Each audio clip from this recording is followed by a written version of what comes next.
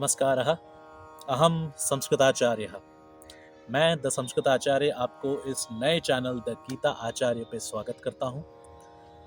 कल हमने भगवत गीता के प्रथम अध्याय का प्रथम श्लोक देखा था। आज हम भगवत गीता के प्रथम अध्याय का दूसरा श्लोक देखने जा रहे हैं। तो ये रहा प्रथम अध्याय का दूसरा श्लोक। द्वितीय श्लोकः।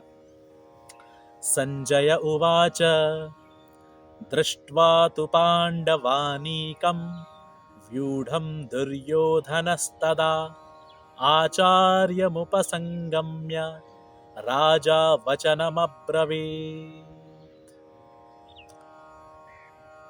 तो जब धृतराष्ट्र ने संजय से पूछा कि धर्म क्षेत्र कुरुक्षेत्र में जो मेरे पुत्र और पांडु के पुत्र समवेत हुए हैं, एकत्रित हुए हैं, तो वे वहां पर क्या कर रहे हैं अथवा उन्होंने क्या किया वहां पे।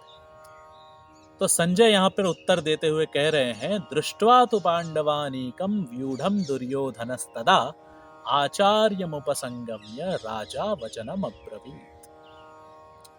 यहाँ पे इस पूरे श्लोक में क्रियापद है अब्रवीत। अब्रवीत शब्द का अर्थ है कहा। किसने कहा? राजा। यहाँ पे राजा जो है कर्ता है, तो राजा अब्रवीत, राजा ने कहा। यहाँ पे राजा कौन है? राजा तो धृतराष्ट्र है नहीं। अभी युद्ध भूमि पर, क्योंकि युद्ध के समय पर धृतराष्ट्र जो राजा हैं वो वहां पर उपस्थित नहीं है, तो वहां पर राजा के रूप में धृतराष्ट्र के सबसे बड़े पुत्र दुर्योधन है। तो यहाँ पर राजा इस शब्द से संजय दुर्योधन के बारे में कह रहे हैं कि दुर्योधन ने कहा, राजा अब्रवीत, राजा ने कहा, अर्थात राजा दुर्योधन ने कहा। राजा दुर्योधन ने क्या कहा? वचनम अब्रवीत, उन्होंने वचन कहा, कुछ शब्द कहे, कुछ वाक्य कहे। किसको?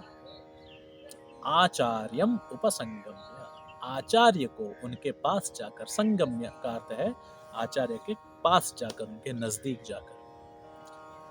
दृष्ट्वा तु पांडवानीकं व्यूढं दुर्योधनस्तदा। क्यों वो गुरु के पास गए, आचार्य के पास क्यों गए? आचार्य मतलब कौन है? यहाँ पे द्रोणाचार्य है। तो दुर्योधन द्रोणाचार्य के पास क्यों गए, कब गए? तो यहाँ पर संजय कहते हैं दृष्ट्वा। दृष्ट्वा मतलब देख कर। पांडवानीकम व्यूढ़म, जो पांडवों का व्यूढ़ है, व्यूढ़ शब्द का अर्थ है व्यूह रचना।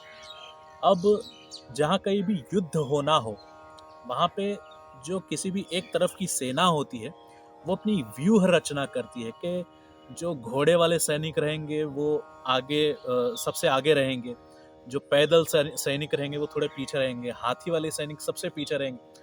वो एक व्यूह रचना होती है कि कौन से सैनिक कितने कहाँ रहेंगे, कौन से पोजीशन पे रहेंगे। जैसे क्रिकेट ग्राउंड में भी होता है ना कि कौन सा खिलाड़ी कहाँ पर रहेगा। जो बॉलर है वो अपने फील्डर्स की पोजीशन वो चेंज कर सकता है कि ये फील्डर यहाँ रहेगा। तो ये इसको कहते हैं व्यूह रचना।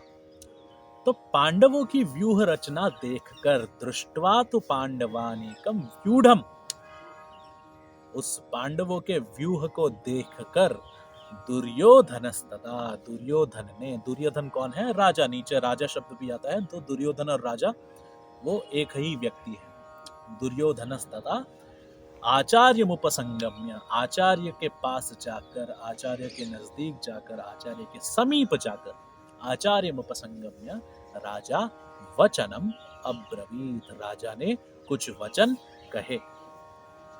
हाँ, उन्होंने कोई बात कही आचार्य से, अपने द्रोणाचार्य से, क्योंकि द्रोणाचार्य जो है वो भी वहां पर एक सेनापति है। तो वहां पे द्रोणाचार्य जो है वो भी एक युयुत्सु बनकर आए हैं, योद्धा बनकर आए हैं, युद्ध करने की इच्छा रखते हुए आए हैं। तो दुर्योधन जो है आचार्य के पास, द्रोणाचार्य के पास जाकर कुछ बातचीत करते हैं, कुछ वार्तालाप करते हैं। अगले श्लोक के लिए जुड़े रहिए। धन्यवाद।